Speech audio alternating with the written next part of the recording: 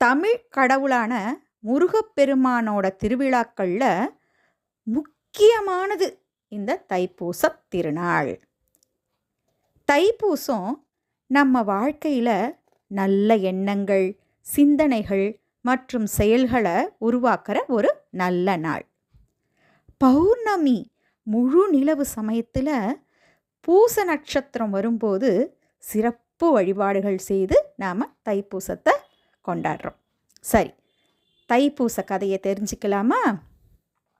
தேவர்களுக்கும் அசுரர்களுக்கும் ஏற்பட்ட போரில் தேவர்களால் அசுரர்களை அழிக்க முடியல. சிவபெருமானுக்கிட்ட போய் தேவர்கள் முறையிட்டாங்க. என்னன்னு? தங்களுக்கு தலைமை தாங்கி செல்லக்கூடிய ஆற்றல் வாய்ந்த சக்தி மிக்க ஒரு தலைவனை உருவாக்க வேண்டுகிறோம் அப்படின்னு வேண்டுறாங்க. அதனால் சிவபெருமான் என்ன பண்ணுறாரு? தன்னுடைய தனிப்பட்ட சக்தியால் உருவாக்கிய அவதாரமே கந்தன். சிவனோட நெற்றிக்கண்ணில் இருந்து வந்த 6 தீப்பொறிகள் 6 அழகான குழந்தைகளாக ஆச்சு. கார்த்திகை பெண்கள் இந்த குழந்தைகளை வளர்த்தாங்க. 6 முகங்களுடன் கூடிய முருகன் ஆனார். முருகனோட தாயார் பார்வதி தேவி முருகனுக்கு ஞானவேல் இந்த தைப்பூச நாளில் கொடுக்குறாங்க. எங்கே? பழனிமலையில் கொடுக்குறாங்க. இந்த வேலை ஆயுதமாக வச்சுக்கிட்டு முருகர் என்ன பண்ணுறார்?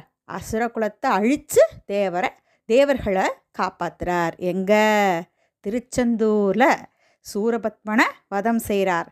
அதனால தான் வேலை வழிபட்டால் தீய சக்திகள் நம்ம தாக்காமல் இருக்கிறது மட்டும் அல்ல, அந்த சக்திகள் நமக்கு அடிபணிந்து நல்லருளை வழங்கும் அப்படிங்கிறது ஐதீகம். இந்த தைப்பூசத்துக்கு விரதமிருந்து பாத யாத்திரை செல்வது, அபிஷேகங்கள் ஆராதனைகள் செய்வது, காவடி எடுப்பது, நம்மால் என்ன முடியுதோ வீட்டிலாவது கந்த சஷ்டி கவசம் படிக்கிறது, வேல்மாறல் படிக்கிறது, திருப்புகழ் போன்ற முருகர் பாடல்களை பாடி முருகன் அருளை நாம் பெறுவோம். சிறப்புடன் வாழ்வோம்.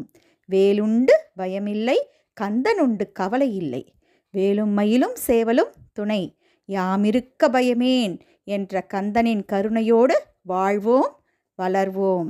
இந்த தைப்பூச திருநாளில் தான் ஸ்ரீரங்கத்திலிருந்து பெருமாள் சமயபுரம் அம்மனுக்கு, அதாவது தன் தங்கைக்கு சீர்கொண்டு செல்வது. இந்த தைப்பூச நாளில் பல நல்ல நிகழ்வுகள் நடைபெற்றிருக்கு. அதனால் நாமும் இந்த தைப்பூச நாளில் வழிபாடுகள் செய்து பலன் பெறுவோம். அரோஹரா, அரோஹரா.